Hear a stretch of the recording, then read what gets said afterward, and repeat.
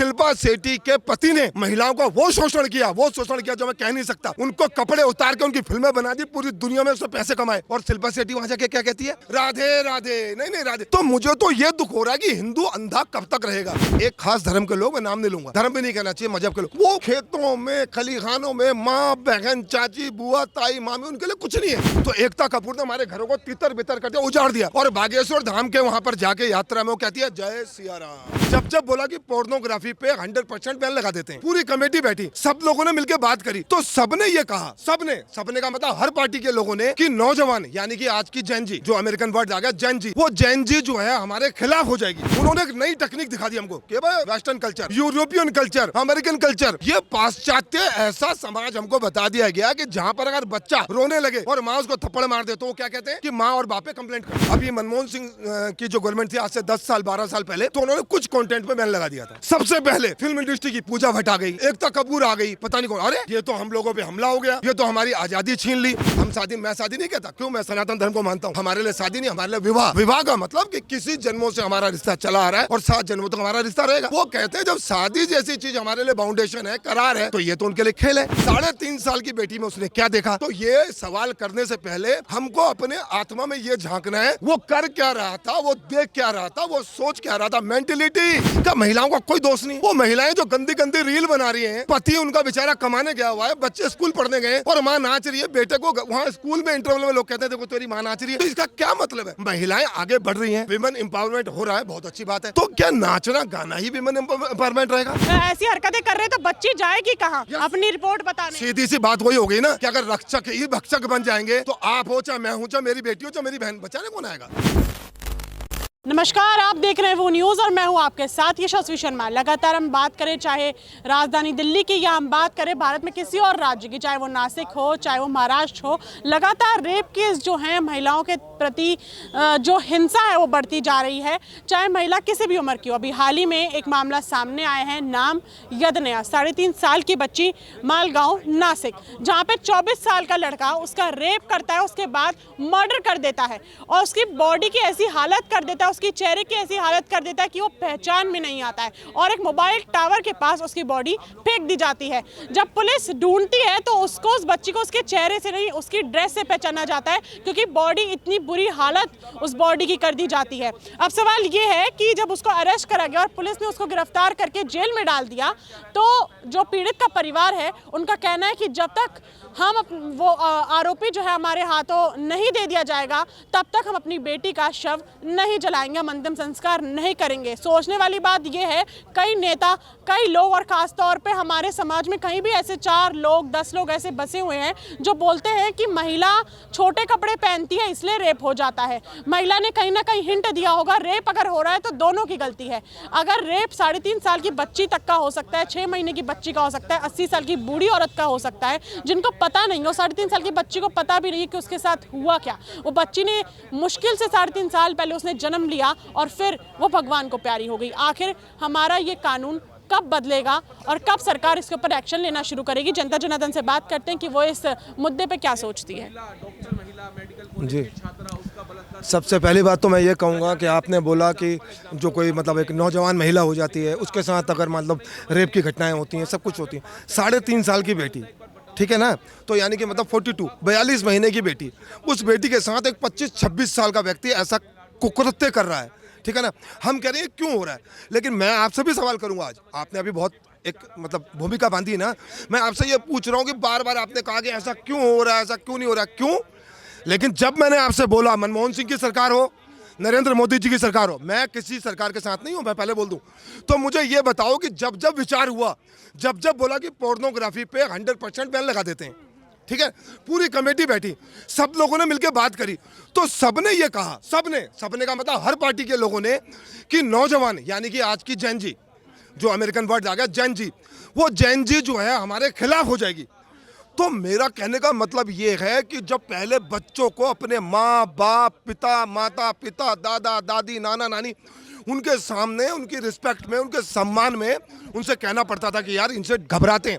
लोगों ने क्या कहा, नहीं आज के जनरेशन कोई डरती नहीं। अरे मेरे भाई, वो डर का मतलब ये नहीं कि माँ बाप गोली मार देते थे, डर का मतलब है माँ बाप आपको वो रास्ता दिखाते थे जिस रास्ते पे चल के आपका नाम होगा, आपको सम्मान मिलेगा, आप देश का भला करोगे, आप धर्म का भला करोगे। लेकिन नहीं, उन्होंने एक नई टेक्निक दिखा दी हमको कि भाई western culture, European culture, American culture, ये पाश्चात्य ऐसा समाज हमको बता दिया गया कि जहाँ पर अगर बच्चा रोने लगे और माँ उसको थप्पड़ मार दे तो वो क्या कहते हैं कि माँ और बाप पे कंप्लेंट कर दो। बच्चा माता और पिता पे कंप्लेंट कर देता है। यही कहते हैं ना कि लंदन में हम सेट हो गए, एनआरआई हैं, हमारा बेटा हमें तंग करता, मन करता मारें, लेकिन हम नहीं मारते। क्यों? हमारा बेटा हमारे पे कंप्लेंट कर देगा, तो मन करता भारत लेके जाओ फिर मारो।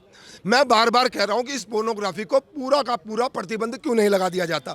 और चलो उनको भी छोड़ो, अगर नहीं लगा दिया जाता, अभी मनमोहन सिंह की जो गवर्नमेंट थी आज से 10 साल 12 साल पहले, तो उन्होंने कुछ कंटेंट पे बैन लगा दिया था। ठीक है, सबसे पहले फिल्म इंडस्ट्री की पूजा भट्ट आ गई, एकता कपूर आ गई, पता नहीं कौन, अरे ये तो हम लोगों पे हमला हो गया, ये तो हमारी आज़ादी छीन ली। तो भैया तुम्हारी आज़ादी छीन ली तो अब तुम ढोंग क्यों कर रहे हो? अब बाबा बागेश्वर धाम के वहाँ पर वो जाती है कौन, एकता कपूर, जिसने घर घर उजाड़ दिया, जिसने महिला का वो चरित्र दिखा दिया जिसकी हम कल्पना भी नहीं करते थे। हमने तो कभी कल्पना नहीं करी। आज एक के संग शादी, फिर दूसरे के संग, फिर दूसरे को छोड़ के तीसरे के संग, मतलब औरत एक खेल बन गई। और कौन देख रहा है उसको? औरत को जिसने खेल बना दिया उसको घर की महिलाएं देख रही है, हमारे घर की महिलाएं। तो एकता कपूर ने हमारे घरों को तितर बितर कर दिया, उजाड़ दिया। और बागेश्वर धाम के वहां पर जाके यात्रा में वो कहती है जय सिया राम। शिल्पा शेट्टी के पति ने महिलाओं का वो शोषण किया जो मैं कह नहीं सकता। उनको कपड़े उतार के उनकी फिल्में बना दी, पूरी दुनिया में उससे पैसे कमाए। और शिल्पा शेट्टी वहां जाके क्या कहती है? राधे राधे, नहीं राधे। तो मुझे तो ये दुख हो रहा है कि हिंदू अंधा कब तक रहेगा। तो देखो, अब आप कहोगे कि कहाँ आपने बात करी थी रेप की, बलात्कार की। मैं धर्म पे क्यों इसलिए ले गया कि मेरा ऐसा मानना है देश हमारा है, इस देश में परंपराएं, धर्म, कल्चर, सोसाइटी, समाज जो भी कुछ चलता है वो हिंदू धर्म का चलता है। तो मेरा बार बार कहना है कि देख तो लेते हैं, मैं हूँ एक व्यक्ति, साधारण व्यक्ति, आप हो, मेरी बहन मान लिया जाए आपको मैंने, ठीक है, मेरी बेटी भी होगी, मेरी माँ भी होगी, मेरी बुआ भी होगी, मेरी चाची भी होगी। तो मैं ये कहना चाह रहा हूँ कि अगर मोदी गवर्नमेंट आज ये बोलते पोर्नोग्राफी को हम 100% बैन करते हैं, अगर कोई भी इंटरनेट पर सर्च करेगा ब्लैक लिस्ट हो जाएगा। और तो और अगर बार बार करेगा तो उसका नाम और सर्च में आ जाएगा, ये सर्च क्या करता है। ठीक है, बात खत्म होगी। तो जो उसका विरोध करेंगे, मुझे ये समझ में नहीं आ रहा हम उनका विरोध क्यों नहीं कर रहे हम। और दुख इस बात का है कि विरोध करने महिलाएं पहले आ रही है। आपको 3.5 साल की बेटी का दर्द हुआ ना? क्यों? आप भी बहन हो, आप भी बेटी हो, तो वो बेचारी किसी की बेटी होगी। लेकिन जैसे ही पोर्नोग्राफी पे बैन की बात आती है तो ये महिलाएं बाहर निकल के क्यों आ जाती हैं? और कौन महिलाएं आती है? फिल्म इंडस्ट्री जुड़ी हुई, कहाँ से जुड़ी हुई। तो मैं बार बार कह रहा हूँ पोर्नोग्राफी को हटाना पड़ेगा। अगर आपसे एक साथ नहीं हो पा रहा तो लोगों को साथ में लाओ, लोगों को समझाओ। और एक बात और बताऊं, पूछो क्या? अभी मैंने कल ही एक जगह रिपोर्ट देखी थी, तो उसमें यह बताया गया, जो लोगों से बात की गई, तो जो पोर्नोग्राफी देखते हैं, चाहे वो लड़का हो, चाहे लड़की हो, पुरुष हो, स्त्री हो, तो उनसे जब पूछा गया तो अंदर उनके अंदर भी गिल्टी होती है। अंदर वो भी गिल्टी मानते हैं कि हम गलत कर रहे हैं, लेकिन अवेलेबल है तो देखेंगे। तो मैं वही कहना चाह रहा हूँ, जो वो जानते हम गलत कर रहे हैं, ये हमारा शरीर तो बहुत दूर की बात हो गई, मानसिक स्थिति का दिवाला निकाल देती है। पोर्नोग्राफी हमको मानसिक तौर पे कमजोर कर देती है। शारीरिक तौर पे मुझे नहीं पता, लेकिन हम मानसिक नपुंसक हो जाते हैं। हाँ, सवाल ये है कि जो ऐसे आरोपी हैं उनको क्या सज़ा मिलनी चाहिए? क्योंकि आप सोचिए उसकी मानसिकता कैसी हो गई होगी कि वो उतनी छोटी सी बच्ची को किस नज़र से देख रहा होगा। हाँ। ना तो उस छोटी बच्ची ने कुछ कपड़े ऐसे पहने, उसको दुनिया समाज का कुछ पता नहीं, अभी अता पता नहीं, अभी दुनिया में आई है, और वो जाके उसको चॉकलेट का झांसा देता है और ले जाता है। इन लोग की मानसिकता ये कैसी पनपती है उनकी, मतलब सोचिए कि कितनी दरिंदगी उनकी आंखों में और दिमाग में भर गई होगी। मैं सब कुछ साफ साफ नहीं कह सकता, लेकिन फिर भी इतना जरूर कहूँगा कि आप इस चीज़ का अंदाज़ा लगाओ कि एक खास धर्म के लोग, मैं नाम नहीं लूँगा, धर्म भी नहीं कहना चाहिए, मजहब के लोग, वो खेतों में, खलिहानों में, माँ बहन, चाची, बुआ, ताई, मामी, उनके लिए कुछ नहीं है। ओवैसी को तो आप मानते हो ना, क्यों, किस मजहब को रिप्रेजेंट करता है पता है ना आपको? उन्होंने पार्लियामेंट में खड़े होकर बोला है कि शादी हमारे लिए कॉन्ट्रैक्ट है। कॉन्ट्रैक्ट का क्या मतलब होता है? करार का क्या मतलब होता है? जिसको तोड़ दिया जा सकता है, यही मतलब होता है ना। करार का मतलब है हम दोनों के बीच में बाउंडेशन हो गई और हम उसको कभी भी तोड़ सकते हैं। तो उन लोगों के लिए खेल है, उन लोगों के लिए बाउंडेशन है। शादी हम शादी, मैं शादी नहीं कहता, क्यों, मैं सनातन धर्म को मानता हूँ। हमारे लिए शादी नहीं, हमारे लिए विवाह का मतलब कि किसी जन्मों से हमारा रिश्ता चला आ रहा है और 7 जन्मों तक हमारा रिश्ता रहेगा। वो कहते हैं जब शादी जैसी चीज़ हमारे लिए बाउंडेशन है, करार है, तो ये तो उनके लिए खेल है। अब मैं फिर और गहरी बातें करूँगा, आप अजीब सी बात कर, हैदराबाद में आज भी उसी हैदराबाद में जहाँ से ओवैसी मेंबर ऑफ पार्लियामेंट बनते हैं, उसी हैदराबाद में 1-1 घंटे की, 4-4 घंटे की, 1-1 रात की शादी होती है और उसको कुरान में मुताह कहते हैं। आप चेक कर लेना इस चीज़ को। वो मुताह करते हैं कि माँ बाप कहते हैं यस वी आर एग्रीड, वो राजी हो जाते हैं, रिकग्नाइज करते हैं और वो बेचारी 15 साल की, 14 साल की, 16 साल की बेटियां 1-1 घंटे की शादी करती। कितने? सऊदी अरब, शेख जो होते हैं यूनाइटेड अरब अमीरात से आते हैं, 70-70, 60 साल के, उनके लिए अय्यासी है 1 घंटे की। 1 घंटे की अय्यासी के लिए उनको अपनी बेटियां प्रस्तुत कर दी जाती हैं। तो उनसे कोई सवाल नहीं करेगा। मैं अब आप कहेंगे यहाँ कहाँ पहुँच गया? इसलिए पहुँच गया कि जिस देश में, जिस समाज में और जिस आवरण में हम रहते हैं ना, एक मिनट, जो चारों तरफ हमारे होगा, कहीं ना कहीं हम पे तो वो आएगा। 3.5 साल की बेटी में उसने क्या देखा? तो ये सवाल करने से पहले हमको अपने आत्मा में ये झांकना है, वो कर क्या रहा था, वो देख क्या रहा था, वो सोच क्या रहा था। मेंटलिटी। जब एक व्यक्ति दिन भर एक औरत के कपड़े खोलने के अलावा कुछ दूसरी चीज देख ही नहीं रहा, तो उसके लिए फिर आप एक फिजिकल बॉडी नहीं हो, एक सब्जेक्ट बन जाती हो। और सब्जेक्ट बनने के बाद वो अपनी, अब क्या कहूँ मैं आपसे, वो एक छोटी सी नवजात बेटी जो अपना जीवन देखेगी, उसका नाश कर देता है, उसको, उसके जीवन को नष्ट करके उसकी चमड़ी को खा जाता है और उसके बाद उसको अंत कर देता है। उन लोगों की सजा अगर फांसी भी दे दी, मेरे लिए तो साधारण बात है। सुनो, मैं कह रहा हूं उन लोगों का चेहरा दिखाया जाए। बड़ा शौक है मीडिया को, लाइव टेलीकास्ट करो, बार बार दिखाओ कि देखो।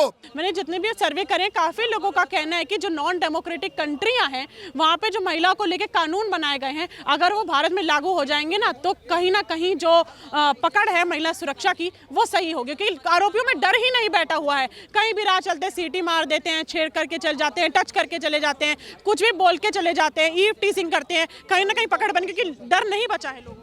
तो मैं बार बार आपसे यही तो कह रहा हूं ना कि इसमें आपकी नज़र में हो या ना हो मुझे नहीं पता, क्या महिलाओं का कोई दोष नहीं है? वो महिलाएं जो गंदी गंदी रील बना रही हैं, पति उनका बेचारा कमाने गया हुआ है, बच्चे स्कूल पढ़ने गए और माँ नाच रही है, बेटे को वहाँ स्कूल में इंटरवल में लोग कहते हैं देखो तेरी माँ नाच रही है। तो इसका क्या मतलब है? महिलाएं आगे बढ़ रही हैं, विमेन एम्पावरमेंट हो रहा है, बहुत अच्छी बात है। तो क्या नाचना गाना ही विमेन एम्पावरमेंट रहेगा? कोई बताए ना। मैं यही तो नहीं समझ पा रहा कि बलात्कारियों को, इन रेपिस्टों को जो आप कह रही हो ना, मैं बार बार कह रहा हूँ उनके लिए धर्म, संस्कार, महिला, प्रेम, त्याग, इसका कोई औचित्य नहीं है ना। वो जिस फिलॉसफी को मान रहे हैं। अच्छा एक बात बताइए, अभी एक नई बात और बताया था आपको। आपने 3.5 साल की बेटी बताई, 19 साल की बेटी को गुजरात में आज की रिपोर्ट है, बरकत अली, और कौन है वो? 2 स्टार यहाँ लगे हुए, पुलिस इंस्पेक्टर, उसने उसको छेड़ा, वो बेचारी चिल्लाई, रोई और उसने पुलिस कंप्लेंट करी। पुलिस आती है और बरकत अली गायब, बरकत अली लापता हो गया है। तो अब मुझे ये बताओ कि डॉक्टर्स लाल किले में उड़ जाते हैं, निर्दोष निहत्थे बेचारे घर में कमाने खाने, उनको हत्या कर देते हैं। 2 स्टार वाला इंस्पेक्टर, जिसे दरोगा बोलते हैं फिल्मों में, वो दरोगा जो है, उस दरोगा ने बेचारी 19 साल की बेटी को छेड़ा, 3.5 साल की बेटी को उसने मार दिया।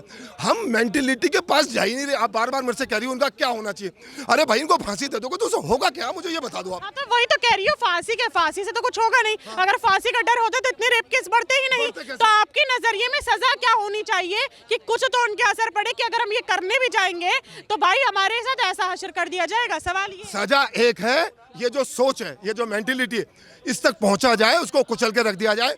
और अब सारी बातें आप मुझसे मत करवाओ, सबको पता है मेंटेलिटी क्या है।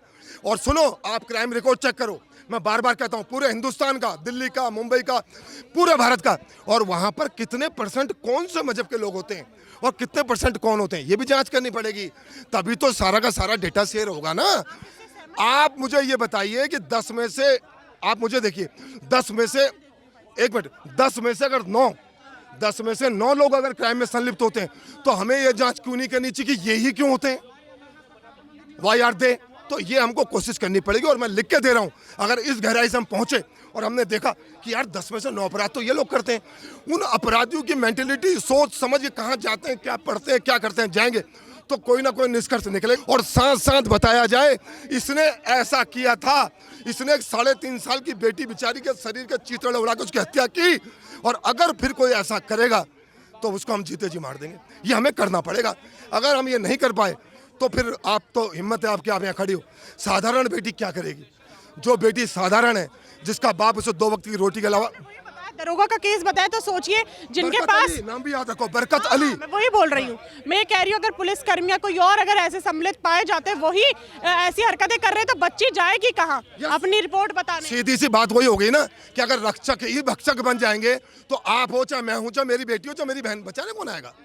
बचाने की जिम्मेदारी जिनको हमने दे दी है वो भक्षण करने के लिए दौड़ रहे हैं, तो फिर कहाँ जाएंगे हम? वही तो सबसे बड़ा सवाल है। हाँ। इसका मतलब टेक्निकली यही बात है कि महिला कहीं ना कहीं सुरक्षित महसूस करती ही नहीं है बेटी के हाथ में हम कलम पकड़ाए, पेन पकड़ाए, लैपटॉप दे दें, मोबाइल दे दें और बड़ी बड़ी क्या कहते हैं मल्टीनेशनल कंपनी में जॉब दिला दें, या उससे बोले घर में तू तलवार लेके जा, वो बेचारी कैसे जाएगी? बताओ ना मुझे, झांसी की रानी का टाइम तो नहीं है ना? आएंगे तो तब ना जब बच्ची बचेगी। हाँ, ये बहुत बड़ी बात आपने बोल दी।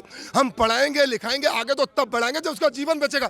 ये लोग जीवन तो जीवन, जीवन की मर्यादा और मर्यादा का चरित्र, ये हमारे पीछे पड़ गए, इनसे हमें बचना पड़ेगा। और मैं बार बार कह रहा हूँ, इनको काटो पीटो फांसी दो, लेकिन सबके सामने।